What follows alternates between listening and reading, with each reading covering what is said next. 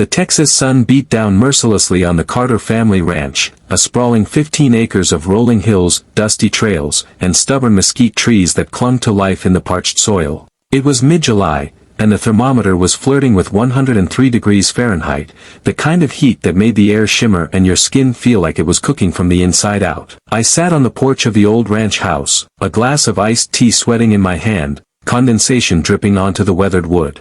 Across the gravel driveway, at the edge of my property, stood Cynthia Olton, president of the Clear Hollow Ridge Homeowners Association. Her $300 highlights gleamed in the sunlight, but her face was a study in fury, tomato red, lips pursed so tightly they might have been sewn shut. She was flanked by a small crowd of neighbors, some holding signs, others just staring, their expressions a mix of anger and desperation. Jake Carter.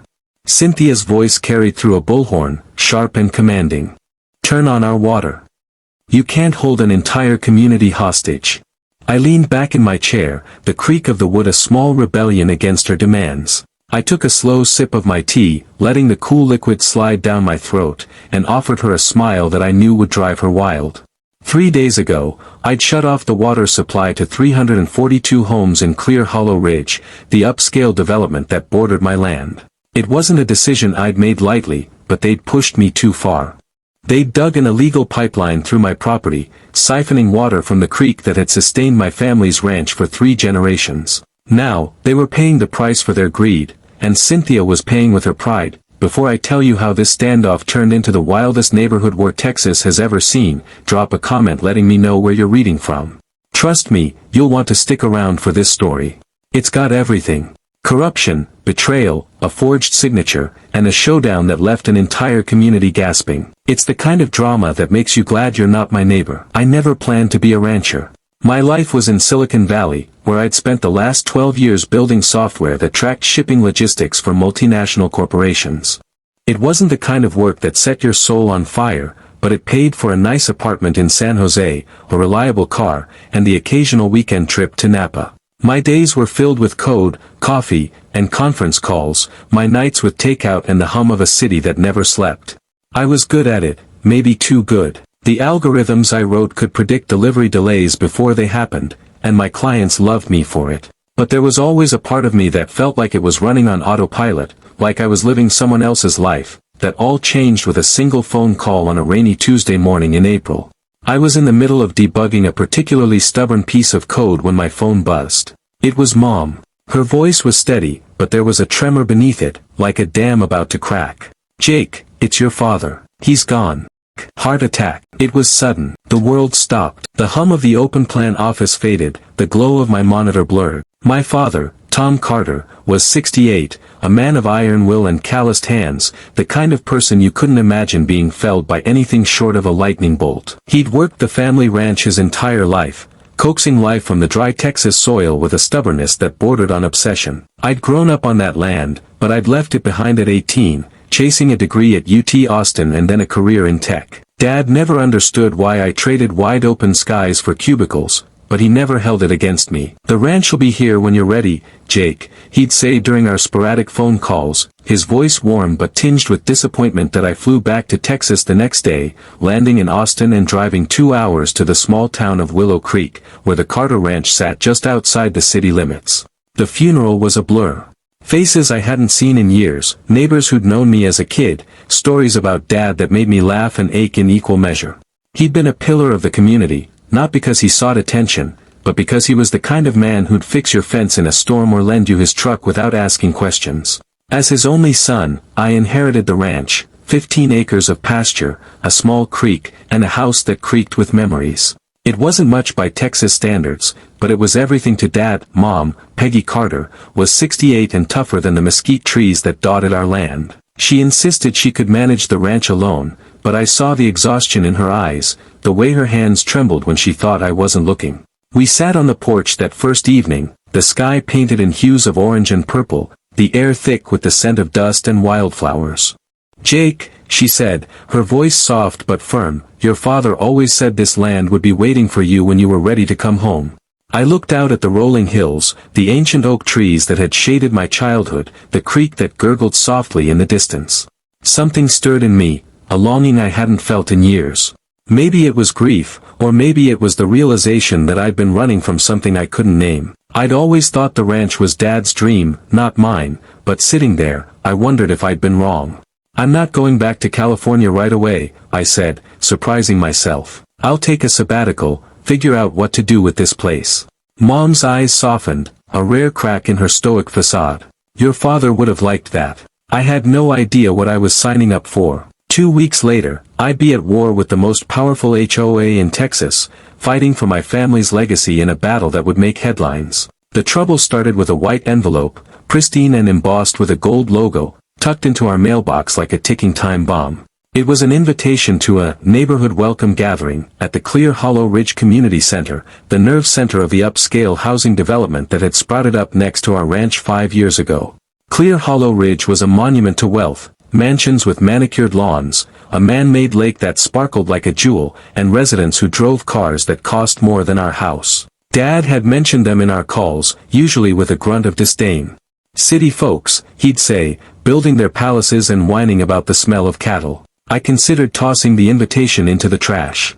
I wasn't exactly the social type, and the idea of mingling with people who probably saw my ranch as an eyesore didn't thrill me. But Mom was insistent. You're part of this community now, Jake, she said, her hands busy shelling peas at the kitchen table. Your father was stubborn about them, maybe too stubborn. You've got a chance to start fresh. Her words carried the weight of experience, and I couldn't argue with that. So, I agreed to go, pulling on my nicest jeans and a button-down shirt that felt stiff and foreign compared to my usual t-shirts. The Clear Hollow Ridge Community Center was a glass and steel monstrosity, all sharp angles and floor-to-ceiling windows that reflected the setting sun. Inside, it was a world apart from the dusty simplicity of the ranch. Marble floors, chandeliers that looked like they belonged in a museum, and a view of the man-made lake that anchored the development. The air was thick with the scent of expensive perfume and hors d'oeuvres I couldn't pronounce. I felt like a fish out of water, my boots scuffing against the polished floor as I navigated a sea of cocktail dresses and tailored suits. A tall woman approached me, her blonde hair styled with a precision that screamed money. Her smile was wide but didn't touch her eyes, which scanned me like a barcode. You must be Jake Carter, she said, extending a hand adorned with a diamond ring that caught the light like a small sun. I'm Cynthia Olton, president of the Clear Hollow Ridge Homeowners Association. We're so pleased you could join us. Her voice was honey-sweet, but there was a calculation behind it, like she was sizing up a chess opponent. Nice to meet you, I said, shaking her hand. It was cool and smooth, like she'd never touched anything rougher than a silk scarf. Standing slightly behind her was an older man with silver hair and eyes that seemed to miss nothing. This is Richard Coleman, Cynthia said, gesturing to him. Our vice president and a retired attorney. He's been invaluable to our community. Richard gave me a nod, his expression unreadable. We exchanged pleasantries for exactly 7 minutes. I timed it, because that's how long it took for Cynthia to steer me to a quiet corner with a view of the lake. The other guests were busy clinking glasses and laughing at jokes that weren't funny, but Cynthia's focus was laser-sharp. Mr. Carter, may I call you Jake? She began, not waiting for an answer. We were so sorry to hear about your father's passing. He was quite a character. The word character landed like a subtle jab, laced with condescension. I'll get right to the point, she continued, her smile never wavering. Your family's ranch, while certainly quaint, has become something of a concern for our residents. She gestured toward the mansions visible through the trees, their lights twinkling in the dusk. Property values, you understand. We've had several complaints about the rustic appearance. Richard nodded gravely, as if this was a matter of national security. We'd like to make you an offer to purchase the land. Clear Hollow is looking to expand our recreational facilities, and your property would be perfect. She named a figure, $750,000, a number that sounded generous until you knew the land's market value was closer to $1.2 million. It was a lowball offer dressed up as charity, and her smile suggested she thought I'd jump at it. I took a sip of my sparkling water, buying time to keep my temper in check. Cynthia, I said, matching her tone, I appreciate your interest, but I'm not looking to sell. The ranch has been in my family for generations, and I intend to keep it that way. Her smile tightened, just a fraction, like a string pulled too taut. I understand sentimentality, Jake. Truly, I do. But be practical. You're a tech person, not a rancher. What are you going to do with all that land? The offer is quite generous, considering the state of the property. The implication was clear: my family's legacy was a blight on her pristine community. I felt a spark of anger but kept my voice steady. Again, I appreciate your interest, but my answer is no.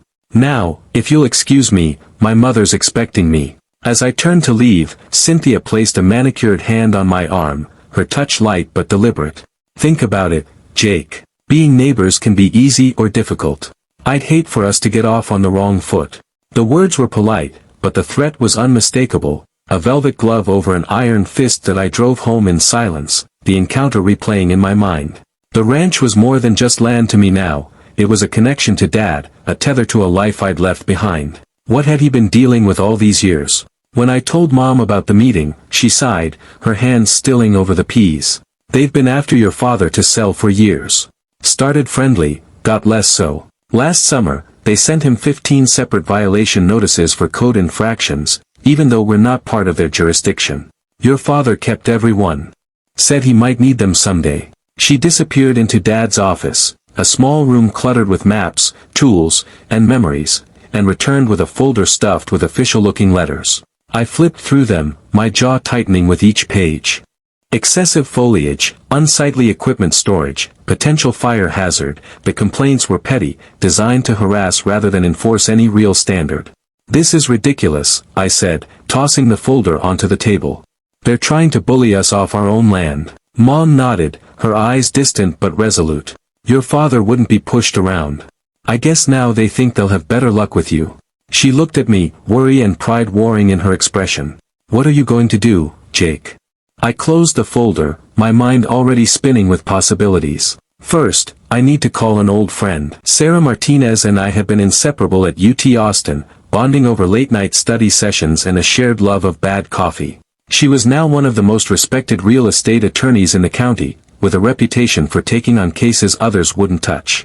I met her at a diner in Willow Creek, a place that hadn't changed since I was a kid, red vinyl booths, a jukebox that still played Johnny Cash, and coffee that tasted like it had been brewed last week. Sarah slid into the booth across from me, her dark hair pulled back in a no-nonsense ponytail, her glasses perched on her nose. Jake Carter, back in Texas, she said, grinning. Never thought I'd see the day. Silicon Valley too shiny for you. Her teasing was familiar, a reminder of easier times, something like that, I said, sliding the folder of violation notices across the table. I need your help with this. She flipped through the letters, her expression darkening with each one. This is textbook intimidation, she said, pushing her glasses up. They have zero authority over your property. You're not within their HOA boundaries, not subject to their covenants. These notices are legally meaningless. She tapped the stack of papers. That said, don't underestimate HOAs. They've got money, lawyers, and a knack for making life hell when they want to. I leaned back, the vinyl creaking under me. They offered to buy the ranch. Lowballed me by about 40%. Cynthia Elton made it clear things could get difficult if I don't play ball. Sarah's eyes narrowed. Cynthia Elton's a piece of work. I've heard stories about her from other clients. She runs Clear Hollow like it's her personal kingdom. What do you want to do with the ranch, Jake? Are you staying? The question caught me off guard. I'd been asking myself the same thing since I arrived, but I still didn't have a clear answer. I don't know yet, I admitted. But I'm not selling to them just so they can build another golf course or whatever they're planning. Dad loved this land. It deserves better than that. Sarah nodded, her expression softening. Then let's make sure you're protected. Document everything, every interaction, every letter. And let's get your property surveyed again to establish clear boundaries. If they're playing dirty, you need to be ready. She paused, sipping her coffee. And Jake, check your fences regularly. It's amazing how often property lines get misunderstood in these situations. I left the diner with a plan and a renewed sense of purpose. Sarah's advice was a lifeline, a reminder that I wasn't alone in this fight. Over the next few weeks, I threw myself into ranch work, learning the rhythms of the land that had shaped my father's life. I fixed fences under the blistering sun, cleared brush until my hands blistered, and checked the creek daily, its gentle flow a quiet reassurance. It was exhausting, but there was a satisfaction in it, a connection to Dad I hadn't expected to feel. Then, one Tuesday morning, everything changed. I was checking the southern fence line that bordered Clear Hollow when I noticed something off. The ground was disturbed, the dirt freshly turned, as if someone had been digging. I followed the trail, my boots sinking into the soft earth, and found it, a pipeline, barely buried, cutting across our land like an unwelcome scar. It ran from the creek straight toward Clear Hollow's manicured lawns that I called Sarah immediately. She arrived within the hour, along with a county surveyor named Hank, a grizzled man with a no-nonsense demeanor. "This is blatantly illegal," Sarah said, snapping photos of the pipeline from every angle. "They've trespassed on your property and installed infrastructure without permission or permits." Hank confirmed it with a tape measure and a GPS unit. The pipeline was 27 feet inside our property line, no question. "What's it for?" I asked, kneeling to examine the pipe where it crossed under our fence. "Water," Sarah said, her voice grim. "That creek on your property feeds into the aquifer that supplies this whole area. Clear Hollow's probably using it for their lake and irrigation systems. Texas water rights are a mess, but one thing's clear, they can't just take your water without easements, permissions, and compensation." I drove to the Clear Hollow Community Center that afternoon, my anger simmering but controlled.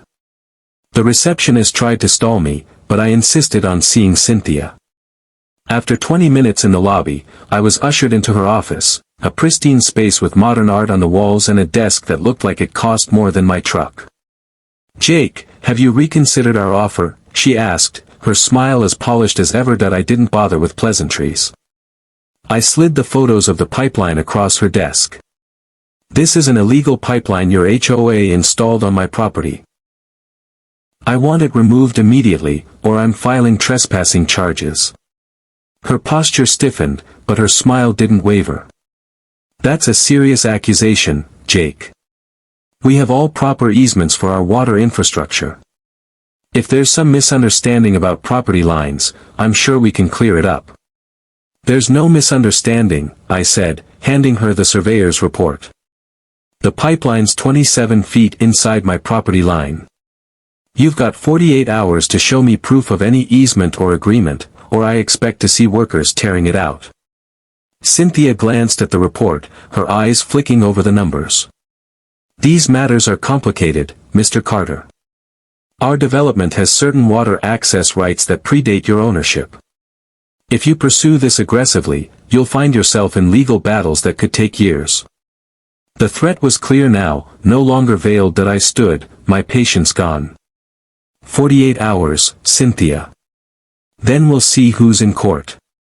As I walked out, she called after me, her voice sharp. "You're making a mistake, Jake. Your father learned how things work around here. You will too." The drive home was a blur of anger and adrenaline. Cynthia's words echoed in my head, mingling with memories of Dad's gruff voice warning me about city folks who thought they could buy anything, or anyone. When I got back to the ranch, Mom was in the kitchen, kneading dough for biscuits, her hands moving with a rhythm born of decades. I told her about the pipeline, watching her face tighten with each word. "Your father suspected they were up to something," she said, dusting flour off her hands. "Last summer, during the drought, he noticed the creek was lower than it should have been. He was going to look into it before." Her voice caught, and she turned away, busying herself with the dough that I put a hand on her shoulder. "We're going to fix this, Mom. They don't get to walk all over us." She nodded, but the worry in her eyes lingered. "Be careful, Jake. These people don't play fair." That night, I couldn't sleep. The ranch house was quiet except for the creak of the floorboards and the distant hum of crickets. I sat at Dad's old desk, surrounded by his maps and ledgers, and started digging. I found notes in his handwriting, observations about the creek, dates when he'd noticed low water levels, even a rough sketch of where he thought someone might be tampering with the flow. It wasn't proof, but it was enough to make my blood boil. They'd been stealing from him, and now they thought they could do the same to me. The next morning, I called Sarah again. "We need to escalate this," I said. "They're not going to back down." She agreed to meet me at the ranch, bringing along a tech-savvy friend named Marcus who specialized in security systems. "If they're sneaking onto your land, you need eyes on the property," Marcus said, unpacking a case of high-tech cameras disguised as birdhouses. We spent the day installing them along the southern fence line, their lenses trained on the pipeline and the creek. "These are motion-activated, weatherproof, and upload footage to a secure cloud," Marcus explained. "If anyone so much as breathes on your property, you'll know." 3 days later, the cameras paid off. At 2 a.m., my phone pinged with an alert. I opened the app and watched grainy footage of 4 men in dark clothing crossing our fence line. One of them, a stocky guy with a flashlight, was directing the others as they worked on the pipeline, attaching what looked like a larger pump to the creek's intake. The audio was faint but clear enough to catch a damning moment. "Yes, Miss Hilton," the stocky guy said into his phone. "We're upgrading it now. Should increase capacity by 30%. I sent the footage to Sarah, who was at my door by sunrise. "This is gold," she said, watching the video on her laptop. "That's Brad Thompson, Clear Hollow's facilities manager. And he just implicated Cynthia directly. We've got them for trespassing, unauthorized construction, and water theft." She filed for an injunction that afternoon, but legal processes were slow, and I could tell Cynthia wasn't waiting around. The next week was a masterclass in escalation. Rumors started spreading through Willow Creek, wild stories about me planning to turn the ranch into a Bitcoin mining operation or selling it to a developer for a waste processing plant. Old Mrs. Finley cornered me at the grocery store, her eyes wide with concern. "Jake, is it true you're bringing in one of those crypto farms? All that noise and heat, it'll ruin the town." I assured her it was nonsense, but the rumors kept coming, each one more outlandish than the last. Then the harassment turned official. A county inspector named Thomas Green showed up at the ranch, claiming he'd received anonymous complaints about unauthorized construction. He poked around for an hour, found nothing, and left with a vague warning about keeping things in order. It was clear he was on someone's payroll. The final straw was a certified letter from Clear Hollow, inviting me to address their HOA board about environmental impacts from the Carter property.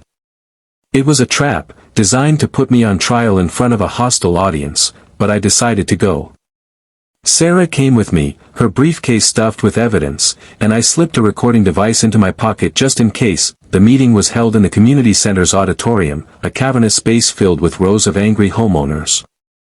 Cynthia stood at a podium, her blonde hair gleaming under the stage lights, a slideshow projected behind her showing cherry-picked photos of our ranch, overgrown brush, a rusty tractor, a sagging fence.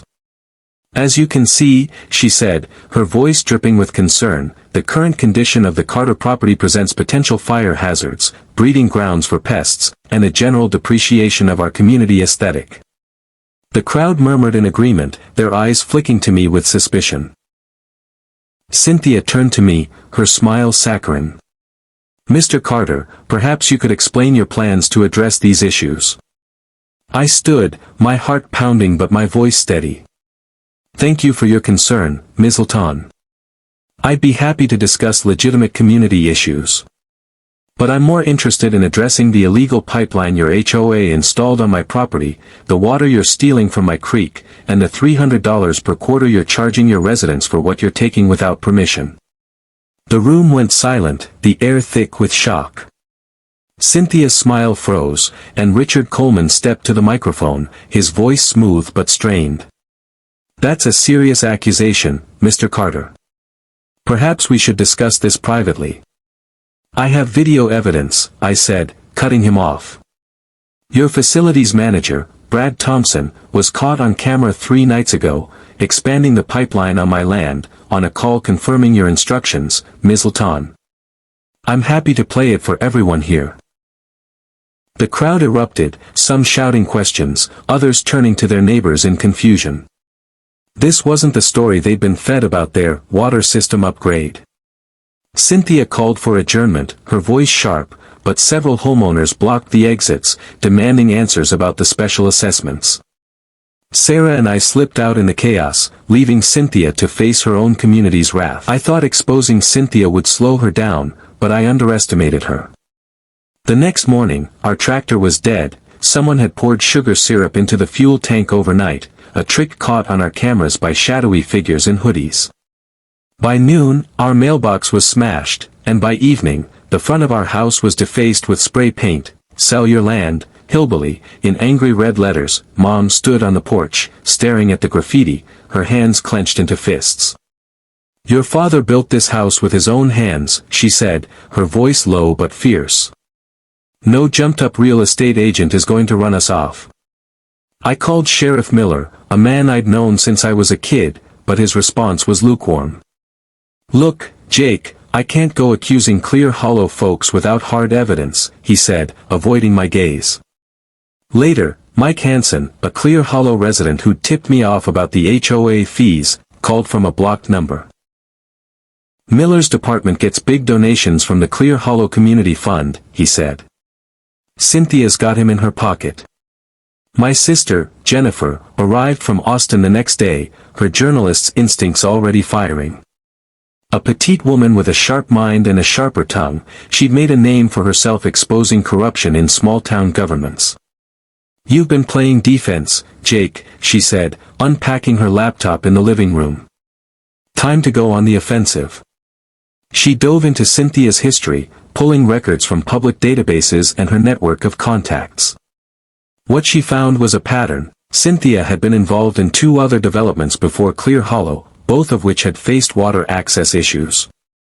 In each case, neighboring properties had been pressured into selling below market value after a string of vandalism and code enforcement complaints. "She's got a playbook," Jennifer said, her eyes gleaming. "And we're going to tear it apart." The real bombshell came when Jennifer uncovered a supposed agreement between Clear Hollow and the Carter Ranch, dated 2 years earlier, granting water access rights. It bore what looked like Dad's signature, but I knew instantly it was a fake. "Dad would have burned this place down before signing something like that," I said, my hands shaking with anger. Sarah confirmed it. The signature didn't match Dad's on other documents. "They forged it," she said. "Probably as a backup plan when they realized you weren't going to roll over."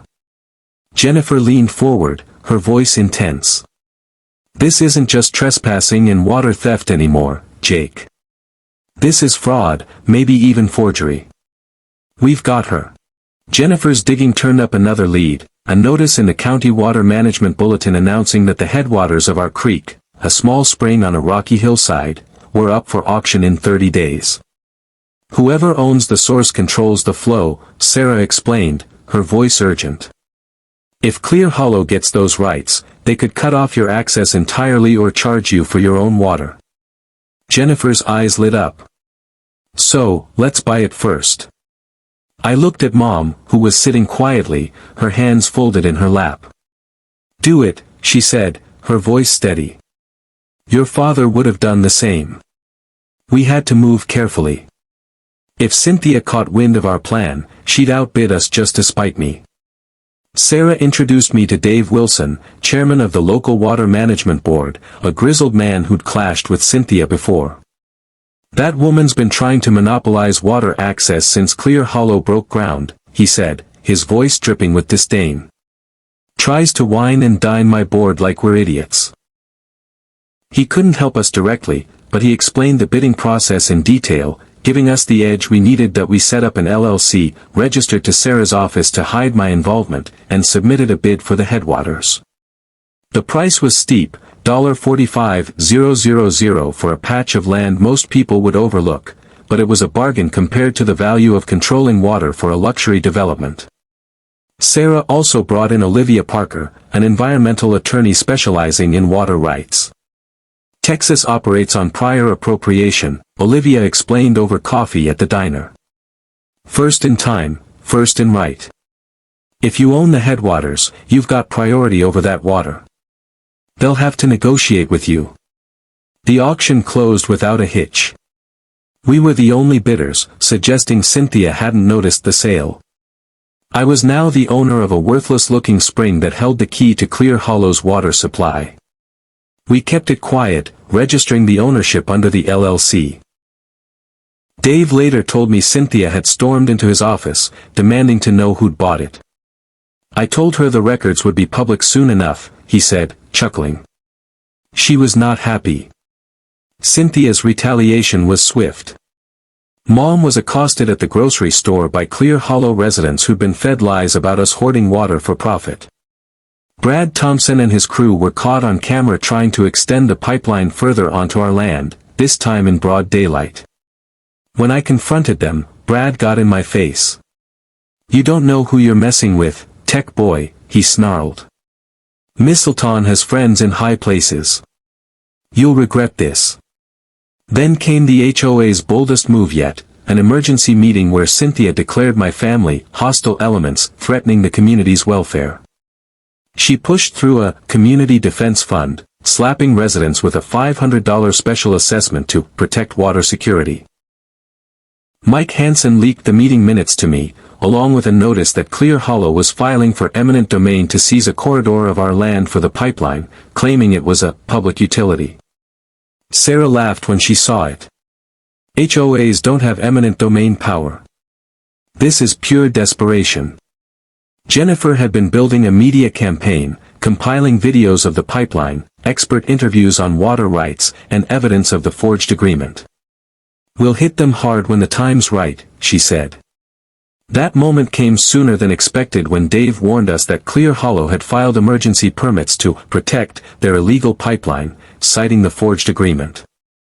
Hours later, our cameras caught Brad and his crew cutting our fence again, this time with Sheriff Miller standing by, claiming it was a civil dispute. I confronted them, my voice shaking with rage. "This is my property. You're destroying my fence, and that's a crime, Sheriff." Miller wouldn't meet my eyes. "There's paperwork confusion, Jake. They've got documents saying they have access rights." "Forged documents," I snapped. "And you know it." I stormed back to the house, my mind made up. If the system wouldn't protect us, I'd do it myself. It was time to use the headwaters. During an emergency strategy session, I laid out the plan. We own the headwaters. What can we legally do? Olivia explained our rights. As the owner, I could regulate the flow for reasonable management and conservation, including installing equipment that might temporarily restrict water. "You can't cut it off out of spite," she said, "but you can manage it to protect your interests." Mom, who'd been quiet, spoke up. "Your father would say it's time to show them what happens when you push a carter too far." We hired a water systems engineer, a quiet man named Carl who installed a remotely controllable valve at the headwaters. It took 2 days and $26,000, but it was legal, permits filed, environmental precautions taken, everything above board. I sent a formal letter to the Clear Hollow HOA, detailing the illegal pipeline, our ownership of the headwaters, and a demand to remove their infrastructure.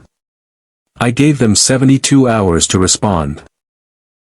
Cynthia's reply was a cease and desist letter from her attorney, Gregory Hoffman, full of threats and references to the forged agreement. Sarah and Olivia dismissed it as bluster. When the deadline passed with no real response, I made my move. On a sweltering Tuesday morning, I pressed the button on the remote control. The valve closed, and the creek's flow slowed to a trickle. Clear Hollow's reserves held out for a few hours, but by afternoon, their fountains stopped. By evening, sprinklers failed, and by morning, water pressure in homes was gone. The community was in chaos. News vans arrived by noon on day 2. Cynthia gave a tearful interview, calling me a water terrorist who was endangering families. She avoided mentioning the pipeline or the stolen water. "Children can't bathe," she said, her voice trembling for the cameras. "Elderly residents are at risk. All because one man refuses progress." Jennifer struck back that evening, releasing her videos to local media. The footage of the pipeline, the forged documents, and expert testimony flipped the narrative. "This is about a corrupt HOA stealing resources and defrauding residents," she told reporters. The coverage began to shift, with outlets questioning Clear Hollow's actions. On day 3, Cynthia led a mob to our gate, bullhorn in hand. "Turn on our water, Carter," she shouted. I met them at the fence, Jennifer recording from the porch. "You're trespassing," I said calmly. "And you're stealing water through an illegal pipeline. Have you told your neighbors about the $300 fees for stolen water? Or the forged signature of my dead father?" The crowd turned on Cynthia, demanding answers. Mike Hansen called her out directly, and others joined in. Sheriff Miller dispersed the group, but not before whispering to me about a meeting at City Hall the next morning. That night, Richard Coleman called, his voice shaky. "You've made your point, Carter. Turn the water back on, and we'll negotiate." "No deal," I said. "You had your chance." As a strategic move, I opened the valve for 6 hours overnight, enough to show I held all the cards. City Hall was a limestone fortress, its council chambers heavy with history. Mayor Robert Hayes, a seasoned politician with a deep voice, presided over the meeting. Cynthia arrived with Richard and Hoffman, her confidence unshaken despite the mounting evidence. I sat with Sarah, Olivia, and Jennifer, our evidence ready. Hayes cut to the chase.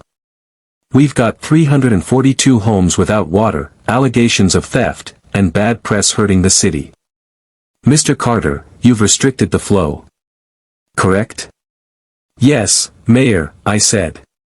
"After Clear Hollow installed an illegal pipeline on my land and ignored my attempts to resolve it, I bought the headwaters legally and restricted flow to protect my rights." Cynthia presented the forged agreement, claiming it granted them access. Sarah countered with our video evidence and the surveyor's report. The meeting was at a stalemate when Lisa Thompson, a Clear Hollow resident, burst in with a dozen neighbors. "We've got 120 signatures demanding transparency from our HOA," she said. "We're paying for water infrastructure that's stealing from Mr. Carter." The room erupted until Hayes restored order.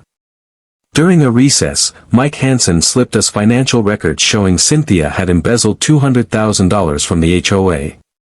Lisa revealed Brad Thompson had confessed to forging Dad's signature on Cynthia's orders. Sarah presented this to Hayes, demanding a criminal investigation. Cynthia's facade cracked. "This is a smear campaign," she shouted, but Richard stayed silent, distancing himself. Hayes called the DA's office, and I laid out my terms: remove the pipeline, negotiate a fair water agreement, and issue a public apology. Richard agreed in principle, and Cynthia stormed out, vowing revenge. That night, I opened the valve for 6 hours daily, a gesture to ease tensions while we drafted the agreement. Clear Hollow's residents voted out Cynthia and Richard, installing Lisa as interim president. The community began to heal, but Cynthia had one last card to play.